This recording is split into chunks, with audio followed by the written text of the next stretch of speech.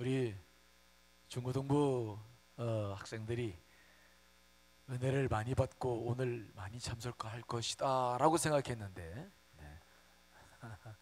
2층에 보니까 우리 중고등부 친구들은 별로 안 보이고 우리 젊은이 교회 친구들만 많이 보여서 야, 오늘 설교를 이거 내가 잘 준비했나 싶습니다.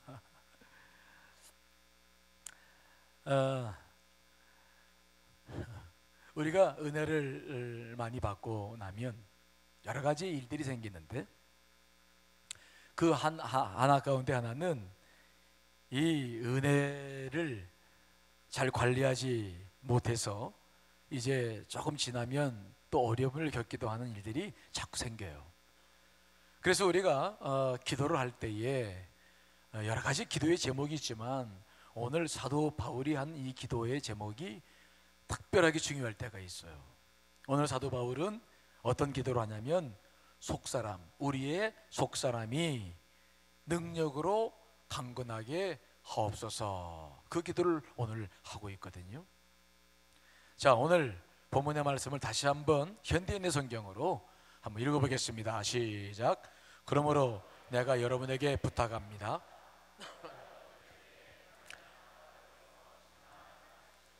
내가 받는 이 고난을 오히려 여러분에게 영광이 됩니다. 이런 이유 때문에 나는 무릎을 꿇고 하늘과 땅에 있는 가족의 아버지이신 하나님께 기도드립니다. 은혜가 풍성하신 영광의 아버지께서 성령님을 통해 여러분의 속사람을 능력으로 강하게 하시고. 자, 이 말씀은 무슨 말씀이냐면, 사도 바울이 로마 감옥에서 이제 보내고 있을 때 에베소 교우들을 위해서 편지를 쓰고 있는 내용이에요.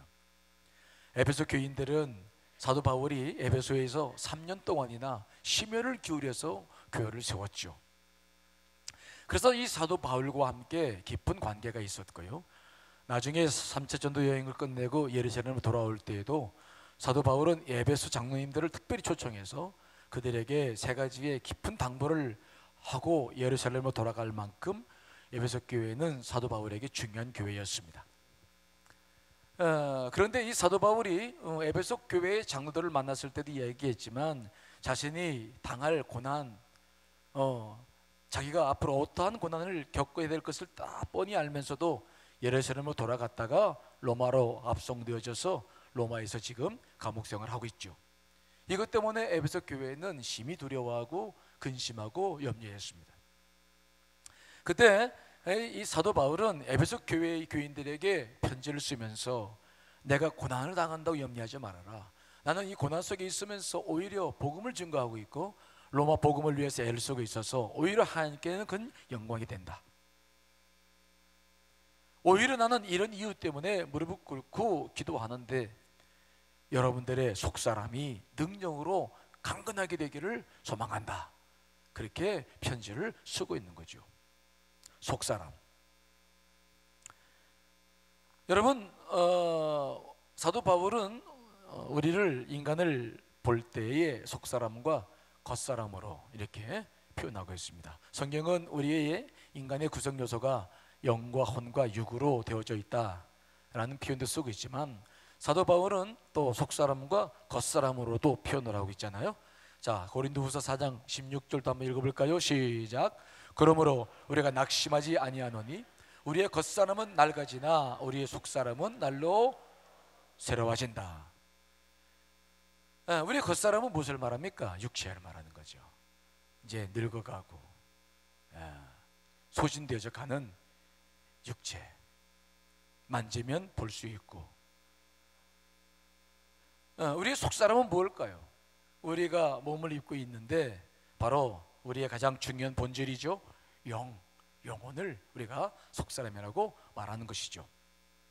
그래서 어떤 사람들은 속사람을 그저 그냥 마음이라, 육체다 이렇게 단순하게 표현하기도 하지만, 우리는 속사람과 겉사람으로 구성되어 있다라는 사도 바울의 표현을 우리가 쉽게 이해할 수 있습니다. 자, 그런데 물어보겠습니다. 겉사람이 중요할까요? 속사람이 중요할까요? 속사람이라는 거예요? 겉사람이라고 한 거예요? 다시 한번, 속사람이 중요합니까? 겉사람이 중요합니까? 속사람이 중요한 줄 알죠? 그렇죠? 그런데 실상은 겉사람이 중요하다는 것을 또 알고 있죠.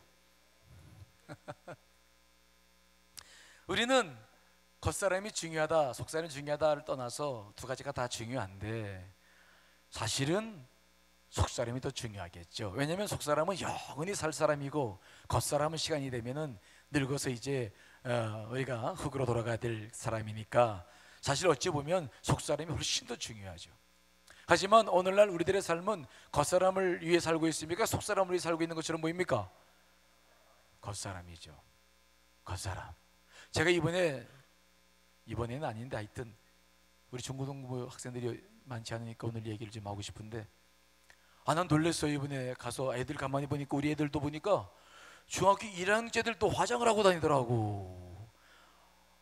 아니 어디서 많이 본 것 같은데 걔가 맞나 싶어서 유심히 봤는데 얼굴이 틀려져 있어서 얘가 왜 갑자기 얼굴이 봤더니 루즈를 빨갛게 칠하고 있는 거예요. 이 얼굴에 피부가 막 봤더니 화장을 해. 깜짝 놀랐어요. 아니 어떻게 중학교 애들이 화장을. 그래서 내가 선생님한테 물어봤더니 목사님 요즘은 초등학교 5학년만 돼도 화장하고 다닙니다 그래. 그래서 야 이거 어떻게 받아들여야 되는지 우리 때는 상상도 못했거든요. 우리와 지금하고는 비교할 수는 없겠지만 아니 그 예쁜 얼굴을 왜 화장을 하고 다니는 거야. 우리 젊은이 교회 친구들이야 다 화장할 수 있어요. 괜찮은데 괜찮아. 근데 중학교 1학년짜리가 왜 화장을 해요? 그 예쁜 얼굴을. 나 정말. 고등학교 2학년짜리가 있어요. 이름을 말하면 금방 알아서 내가 얘기 안 하는데 그놈이 목사님 하고 인사를 하는데 보니까 얼굴이 입술이 무슨 닭 잡아 먹었는지 빨간해. 그래가지고 이름은 얘기하면 안 되지. 너 왜 그러냐 그랬더니 입술이 빨간해. 그래서 이거 어떻게 일을 해야 되나. 제가 안타까운 것은 화장을 하면 예뻐지는 건 같은데 그 고운 피부가 일찍 상하잖아요. 그렇죠? 맞다고 그러잖아요. 그게 피부라고 하는 게 여성들이 남자보다 조금 일찍 이렇게 피부가 노화되는 것 같은 느낌이 들긴 들더라고요. 근데 화장을 그렇게 어렸을 때부터 해버리면은 이 피부가 어떻게 될까? 난 그게 염려돼서 더 마음이 좀 그렇더라고요. 정말. 아무튼 겉사람을 되게 우린 소중히 여기죠. 또 요즘은 건강에 대해서도 얼마나 많이 챙깁니까? 건강을 위해서 기부식 투자하잖아요. 좋은 음식을 먹고 운동도 하고 또 여러 가지 정말 겉사람을 위해서 많이 고치고 또 많은 일들을 이제 하는 시대에 살고 있어요. 그런데 의학계 연구에 보니까 한 자료를 보니까 음식과 운동, 우리 겉사람이 우리 건강에 미친 영향은 25%밖에 되지 않는다고 그러네요. 그러면 우리 건강을 좌우하는 나머지 75%는 뭐냐? 우리 속사람, 마음이라는 거예요. 속사람이 얼마나 중요한지 겉사람의 건강조차도 좌우한다. 특별히 그 의사 선생님들이 쓰신 책을 이렇게 보니까 그분들이 뭐라고 이야기하냐면 우리 몸에 병균이 침입해서 병에 걸리는 것이 아니라 병균이 침입했을 때에 그것을 막는 면역 체계가 저하되었을 때 병에 걸린다, 그렇게 말을 하면서 우리의 면역 체계가 어느 때 무너지느냐 세 가지를 이야기하더라고요. 첫째는 충격을 받는 것, 사랑하는 사람을 갑자기 잃는다든지 사업이 갑자기 기울어졌을 때 어떤 충격을 받을 때 그때 면역 체계가 이제 무너진다는 것이죠. 또 외로움을 겪을 때, 요즘 우리가 SNS도 그렇고 많은 관계를 맺는 것 같지만 사실은 더 어려운 외로운 시대를 살아가고 있잖아요. 그래서 가족이 소중하고 교회가 소중한 시대인데 그 외로움이 우리의 내적 사람을 무너뜨린다는 거예요. 또 상실감, 사는 것에 대해서 허무감을 느끼고 우울증에 시달리고 의욕이 상실되는 사람들, 이런 사람들이 면역력이 떨어져 가지고 건강에 가장 큰 치명적인 영향을 받고 있다. 결국은 건강이라고 하는 것도 우리 겉사람이 좌우되는 것이 아니라 75%는 우리의 속사람이 좌우된다. 그만큼 속사람은 아주 중요하다. 그런 이야기들을 이제 의학계에서도 하고 있는 것을 제가 보면서 그렇구나 하는 생각을 했어요. 그만큼 속사람은 아주 중요해요. 특별히 은혜를 받고 난 다음에 그 은혜는 얼마 가지 못하거든요. 그 은혜를 받는 것도 중요하지만 그 은혜가 더 보존되어져서 내 영을 살려나가는 일에 쓰임받을 수 있도록 우리가 노력하는 게 중요한데, 그러기 위해서는 속사람이 중요하다. 속사람을 강건하게 하는 것이 아주 중요하다. 자, 오늘 사도 바울이 강조하고 있는 거 에베소서 3장 16절 다시 한번 읽어보겠습니다. 시작. 그의 영광의 풍성함을 따라 그의 성령으로 말미암아 내 속사람을 능력으로 강건하게 하시오며. 속사람을 능력으로 강건하게 하시오며. 그런데 무엇이 우리의 속사람을 강건하게 한다고 오늘 3장 16절에 기록하고 있습니까? 뭐라고요?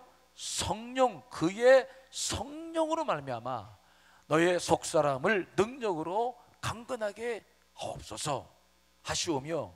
성령으로 우리의 속사람이 강건함을 입는다, 그런 말이죠. 그러니까 우리가 속사람이 강건하려면 우리 안에 계신 성령님과의 교제가 이게 중요하다, 그런 말이에요. 자, 그렇다고 한다면 이 성령님은 어떤 분인가? 여러분이 잘 알고 있고, 그래서 제가 간략하게 말씀드리면, 우리가 구약 성경의 책을 딱 열면서 하나님께서 우주 만물을 창조하신 역사를 보면서부터 등장하는 것이 성령님이시죠.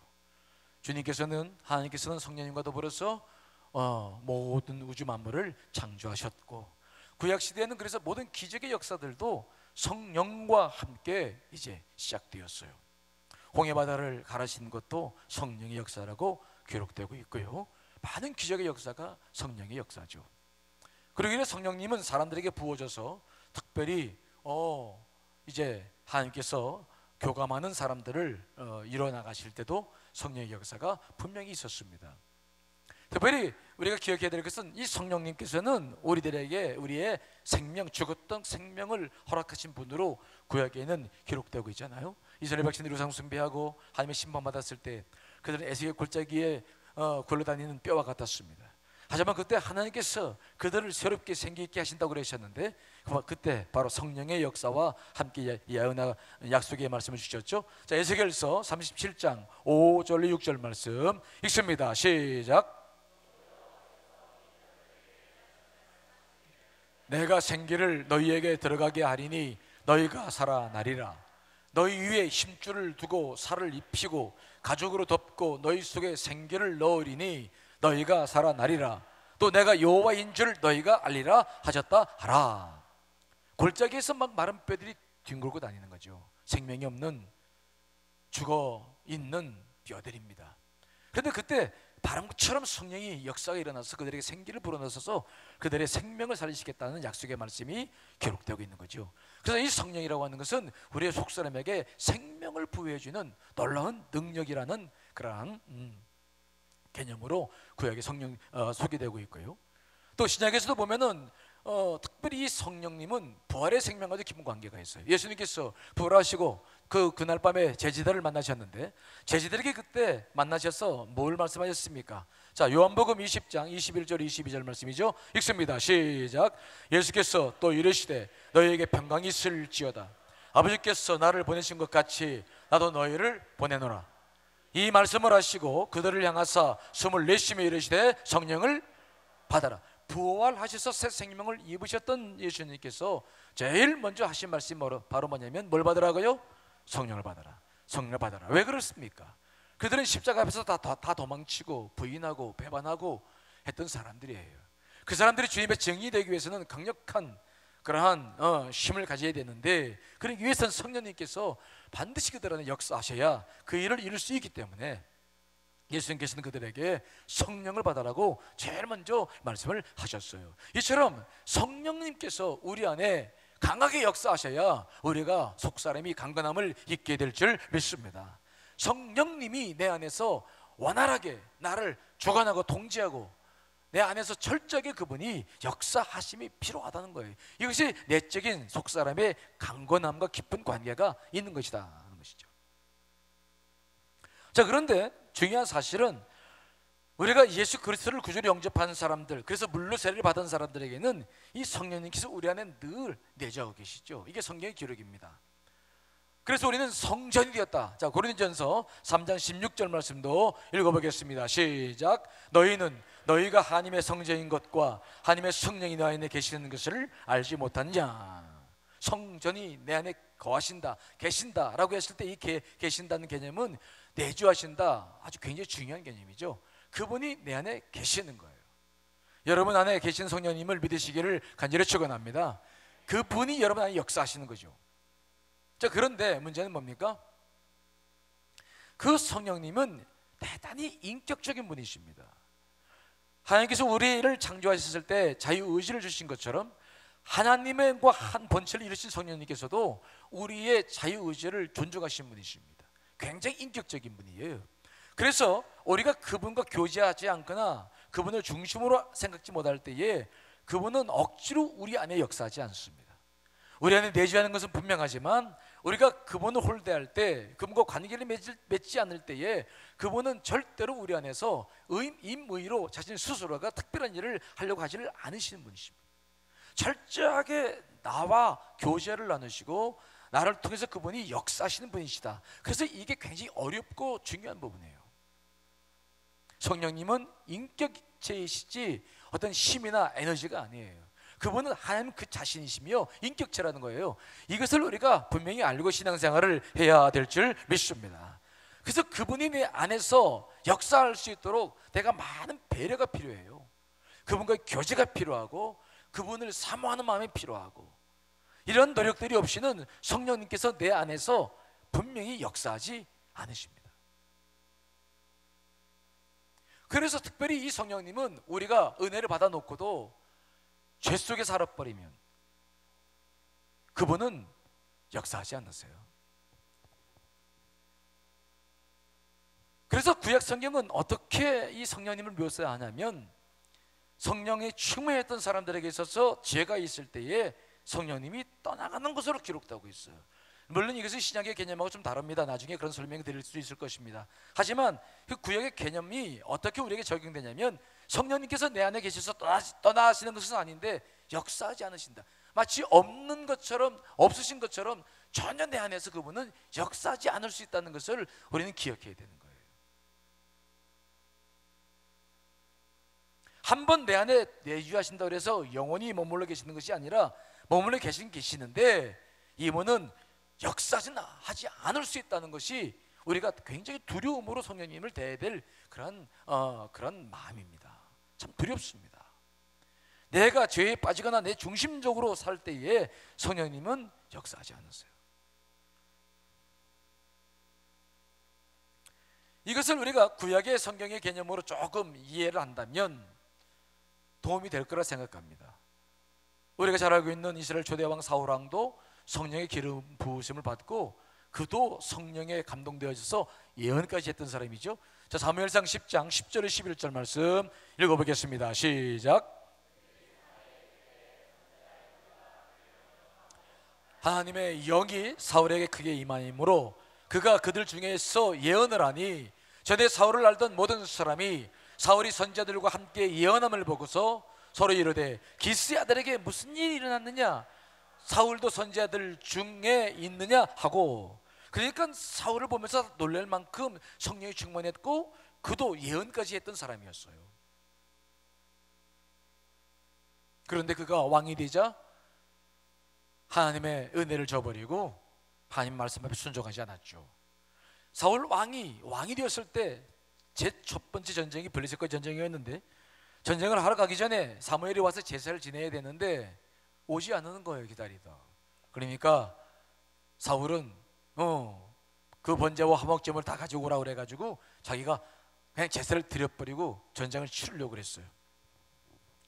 그때 사무엘은 이런 사울의 행동을 보면서 그런 말을 했죠. 왕이 하나님이 내리신 명령을 지키지 아니하였으므로 왕의 나라가 길지 못할 것을 내가 분명히 예언한다. 그 다음에 아말렉과의 전쟁 대응을 할 때도 마찬가지였죠.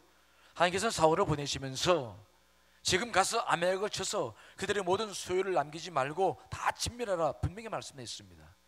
그러나 사울은 그 아말렉 전투에서 대승을 거두었는데 그 아말렉의 왕 아각 왕 살려주고요, 소와 양 중에서 좋은 것들은 다 뽑아내고 무녀인이들만 다 죽였어요.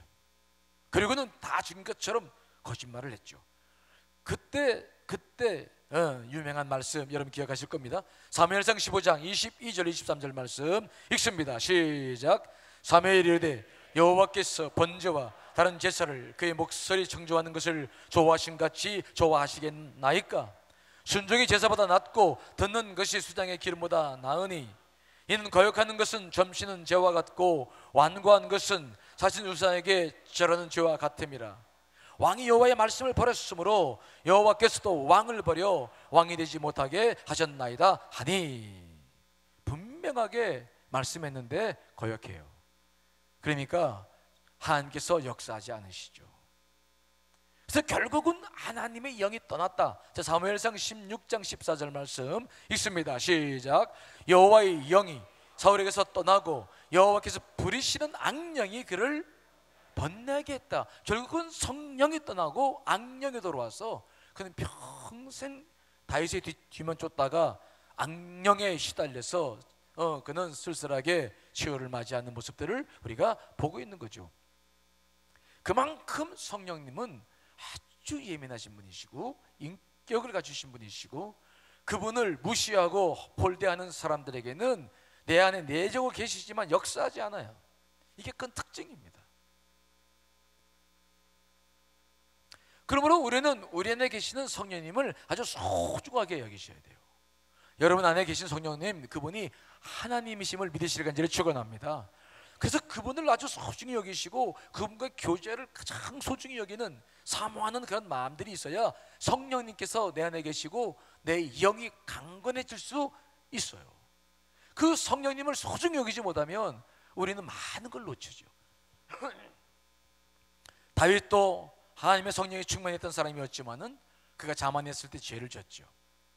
그래서 그는 자기의 부하 우리아를 죽이고 그의 아내 밧세바를 빼앗았습니다. 이것 때문에 진노하신 하나님께서 그에게 많은 어려움을 주셨지만 그가 나단 선지자로부터 책망들었을 때 그가 눈물로 회개하며 기록한 말씀이 시편 51편인데 그 51편을 읽어보면 그가 처절하게 죄를 회개하면서도 한 가지 하나님 앞에 아주 당부한 것이 하나가 있었는데 그것은 바로 뭐냐? 성령님만큼 거둬가지 말라라는 기도였어요. 자, 시편 51편 10절 11절 말씀 읽습니다. 시작. 하나님이여 내 속에 정한 마음을 창조하시고 내 안에 정직한 영을 새롭게 하소서. 나를 주 앞에서 쫓아내지 마시며 주의 성령을 내게서 거두지 마소서. 다윗이 가장 두려워했던 것은 바로 성령님이 자기에서 떠나는 것이었어요. 그러면 자기도 사울처럼 그렇게 비참한 치호를 맞이할 수밖에 없었기 때문에 다윗은 성령님이 없었을 때 그가 가지고 있었던 그 상태가 무엇인지를 그는 너무도 잘 알고 있었기 때문에 그것을 두려워하면서 성령님만큼은 제발 거두어 내리지 말라고 아주 간절하게 기도하는 모습을 오늘 보고 있어요. 여러분, 우리는 성령님이 계시지 아니하시면 말은 막대기와 같은 사람들이에요. 여러분 그 사실을 믿으십니까? 굉장히 중요한 거예요. 저도 말씀을 늘 준비하고 말씀을 설교하는 사람으로서 제가 가장 소중히 여기는 분이 성령님이에요. 성령님이 나를 떠나버리면 저는 말은 막대기예요. 여기에서도 힘이 없어요. 원고를 가지고 설교를 해도 이 설교에는 능력이 없어요. 생명이 없어요. 아무것도 듣는 사람들이 감동을 받지 못해요. 성령님의 역사가 아니고는 아무것도 할 수 없음을 저는 늘 깨닫기 때문에 저도 성령님을 가장 소중히 여겨요. 그래서 기도하는 것이 그분이 나와 함께 하시기를 원하는 그런 기도를 참 많이 하거든요. 여러분 안에 성령님을 소중히 여기시기를 간절히 축원합니다. 그러면 어떻게 했을 때에 그 성령님께서 우리 안에서 마음껏 역사하시고 그분이 어느 때에 우리 안에서 내 영을 강건케 할까요? 언제입니까? 우리가 기억해야 될 게 있는데 성령님께서 우리 안에서 가장 활발하게 움직이시고 가장 능력으로 역사하실 때에는 우리가 기도할 때입니다. 따라합시다. 기도할 때에 성령께서 역사하신다. 우리는 기도를 너무 가볍게 생각합니다. 기도의 목적이 뭡니까? 필요한 것을 구해서 얻는 거예요. 이것이 기도의 일차적인 목적입니다. 하지만 기도라고 하는 것은 그것만 있지 않아요. 우리는 기도하는 과정을 통해서 그 기도의 응답도 중요하지만 그것보다 훨씬 더 중요한 것을 얻는데, 우리가 기도하는 그 과정 안에서 어떤 일이 벌어지냐면은 바로 성령님께서 말할 수 없이 우리 안에서 역사하고 계신다는 것을 경험하시게 될 줄 믿습니다. 그게 아주 중요한 거예요. 그러므로 우리는 내가 기도할 때에 기도 응답 여부와 관계없이 내가 마음으로 주 앞에 기도할 때, 내가 그분을 응시할 때에, 내가 마음을 쏟아놓을 때에 성령께서 역사하신다는 것을 기대하셔야 돼요. 왜 그럴까요? 죄도 여러분 마음에서 역사하는 것입니다. 그렇죠? 기도도 여러분 마음에서 하는 것입니다. 그런데 우리 마음에는 한 가지밖에 못 들어와요. 사람을 사랑해도 한 사람밖에 사랑 못합니다. 우리 마음은 특성 그거예요. 우리가 죄를 질 때는 죄밖에 못 져요. 그러나 기도할 때는 죄가 들어올 수 없기 때문에 성령께서 마음껏 역사하실 때입니다. 그래서 내가 기도하기 시작하면은 죄는 들어오지 못해요. 그리고 은혜의 질서가 내 안에 생기고 성령께서 나를 주관하시기 때문에 내 안에 주님과의 깊은 교제가 이루어지는 환경이 잘 조성되어서 내 영이 강해집니다. 자, 시편 138편 3절 말씀 읽어보겠습니다. 시작. 내가 간구하는 날에 주께서 응답하시고 내 영혼에 힘을 주어 나를 강하게 하셨나이다. 내가 주 앞에 간구할 때는 주님께서 응답하시면서 또 뭐라고요? 내 영혼에 뭘 주신다고요? 힘을 주시고 나를 강하게 하셨다. 그러니까 기도라고 하는 것은 기도에 응답받는 것만이 중요한 것이 아니라 기도하는 과정 자체가 성령께서 마음껏 일할 수 있는 기회를 드리는 것이다. 왜요? 기도할 때는 뭐가 들어오지 못한다고요? 죄가 못 들어와요. 절대 죄가 들어오지 못합니다. 그래서 이 기도라고 하는 것은 아주 우리 가운데 중요한 일을 하는 거죠. 아마 여러분들도 그런 경험이 많을 거예요. 여러분들이 기도하며 살 때와 기도하지 않을 때는 어떤 차이가 있습니까? 어떤 차이가 있습니까? 여러분들이 느끼시는 게 있으시죠? 기도를 하기 시작하면 마음에서 죄가 역사하지 않아요. 든든해요. 흔들림 별로 없어. 근데 기도를 하지 않기 시작하면은 유혹에 쉽게 넘어가요. 우리는 말 한마디 해도 쉽게 넘어가요. 우리는 유혹에 쉽게 넘어가서 죄를 쉽게 질 수밖에 없는 상황이 스스로가 만들어져 버리고 마는 거죠. 그러나 기도하기 시작하면, 성령 역사가 우리 안에 있기 시작하면 우리는 절대로 죄에 무릎 꿇지를 않습니다. 절대로 그렇지 않아요. 그래서 이런 말이 가능해요. 따라합시다. 기도가 죄를 죽인다. 따라합시다. 기도가 죄를 죽인다. 죄를 죽이는 것은 영적으로 보면은 딱 한 길밖에 없습니다. 기도하는 거예요. 기도할 때는 절대로 죄가 성하지 못합니다. 근데 기도를 쉬게 되면 죄가 일어납니다. 이것이 사무엘 선지자의 고백 아니겠습니까? 자, 사무엘서 12장 23절 말씀을 읽어보겠습니다. 시작. 나는 너희를 위하여 기도하기를 쉬는 죄를 여호와 앞에 결단코 범하지 아니하고 선하고 의로운 길을 너희에게 가르칠 것인즉 그랬어요. 사무엘은 자기가 기도를 하지 않는 것 자체가 죄라는 사실을 너무도 잘 알고 있었죠. 그래서 이스라엘 백성들에게 왕을 세우면서 그런 말을 했습니다. 이제 나는 정신하지 않겠다. 하지만 기도는 하겠다. 기도하지 않는 죄를 범하지는 않겠다. 그렇게 약속해 준 것을 보는 거죠. 기도할 때에 성령의 역사가 우리 안에서 마음껏 그분의 역사가 일어나면서 여러분들의 속사람을 강건케 하는 줄 분명히 믿습니다. 그러므로 우리는 쉬지 말고 기도하는 일들을 관심 가지셔야 돼요. 은혜를 받는 것도 중요합니다. 하지만 은혜를 보존하는 것도 중요합니다. 그런 모든 것들을 위해서 우리는 기도하는 일에 최선을 다해야 될 줄 믿습니다. 그러므로 우리는 하루의 일과를 생각해 보면서 나는 언제 기도하나 한번 살펴보셔야 돼요. 여러분들은 언제 기도합니까?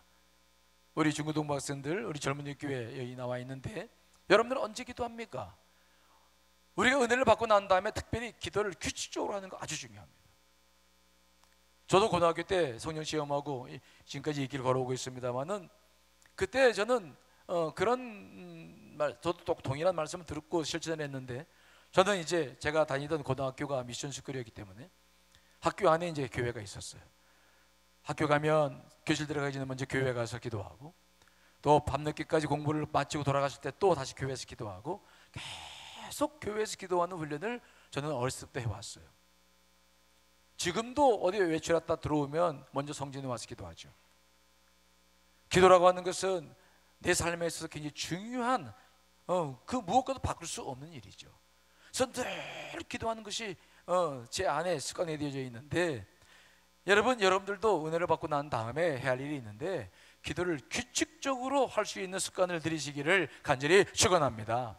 교회가 멀거나 교회가 오기 어려운 분들은 어느 곳에서든지 규칙적인 시간에 규칙적인 장소에서 기도하는 습관을 자꾸 들이셔야 돼요.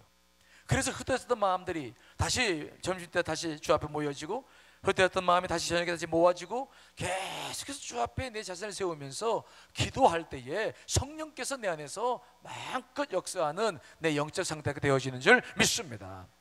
그것 때문에 우리가 살아갈 수 있는 거예요. 그것 때문에 우리가 성령님과 교통할 수 있고, 어떠한 상황 속에서 예배자가 되고 기도하는 사람이 되어야 할 줄 분명히 믿습니다. 그것으로 우리의 속사람이 강건해지는 거예요. 그러므로 우리가 속사람을 강건케 하려면 그 무엇보다도 기도의 습관을 잘 들여야 된다 하는 거예요.